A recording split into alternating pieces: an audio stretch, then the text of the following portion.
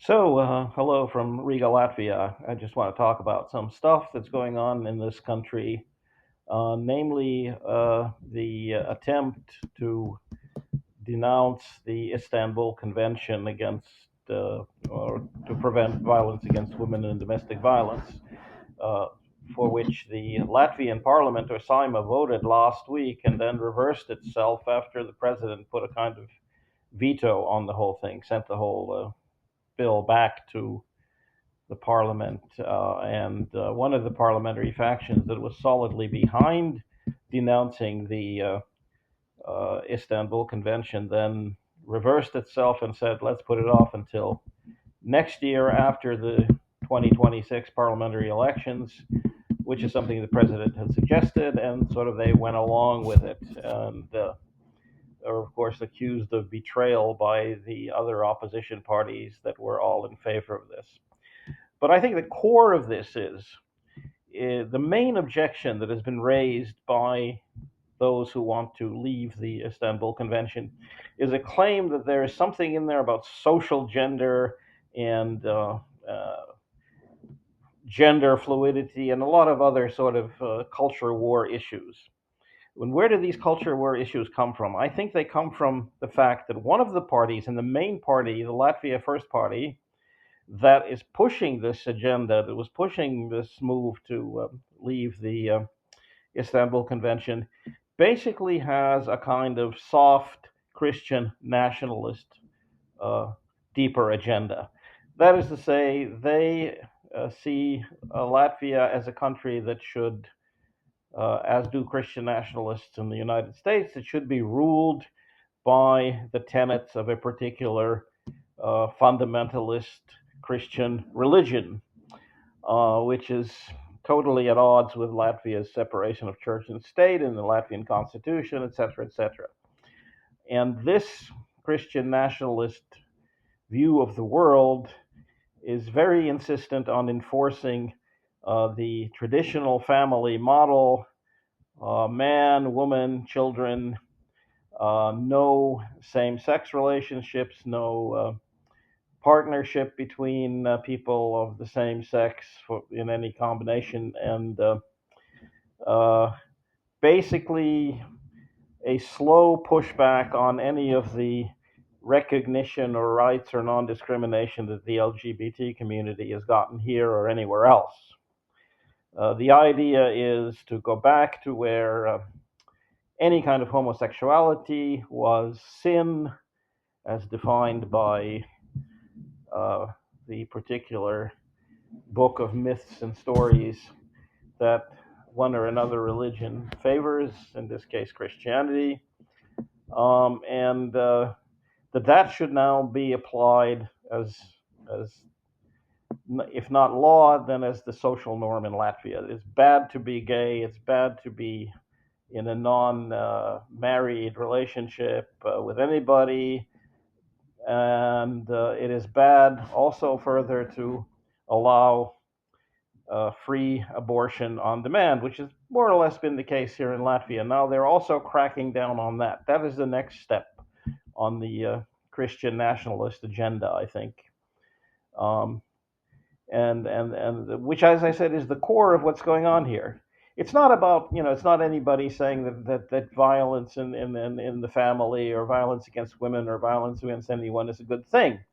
They are simply saying that we are pushing this agenda against the LGBT community. We are pushing this agenda against anyone who sees legality and human rights in a secular, non-religious framework, because their view of what is traditional and what is correct, and there are only two sexes, which of course there only are two sexes. Nobody's disputing that.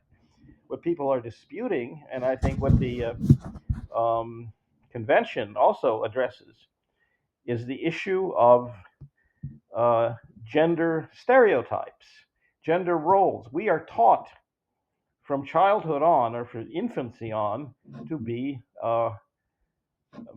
express being a man or a woman in particular ways and in particular social roles and in particular behavioral models.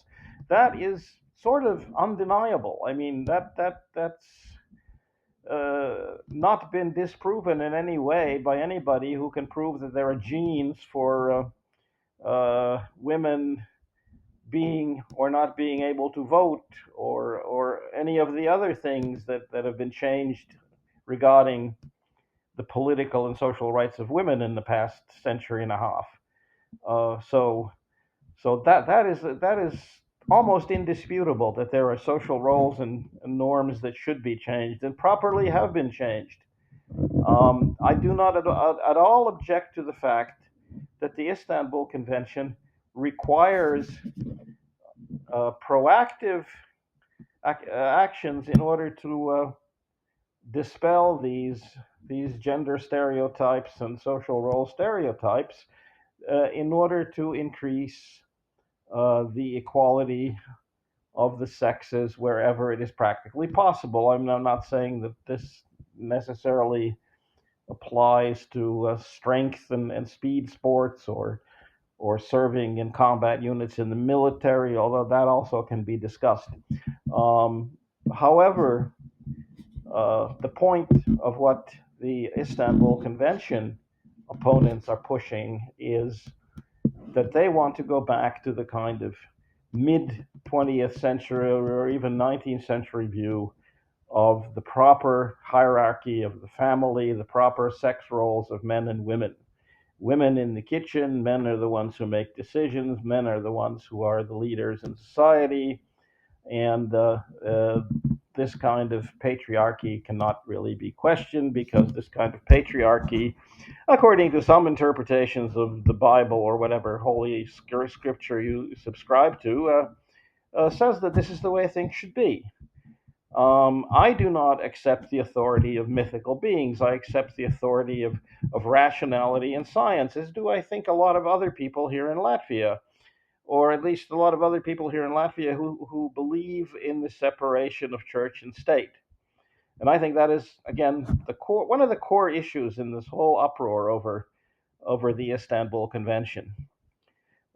So that is also one reason why I'm going to try to go tonight to this large demonstration that has been called for the center of town here, the very center of town, the Dome Square in the old town of Riga, in order to express support for the convention and to make sure that nobody gets any ideas about trying to change the decision to put it all off until after the next election, or to do anything else to push ahead with leaving this Istanbul Convention in order to advance, as I said, a Christian nationalist agenda, hidden agenda that is behind the whole purpose and goals of the Latvia First Party.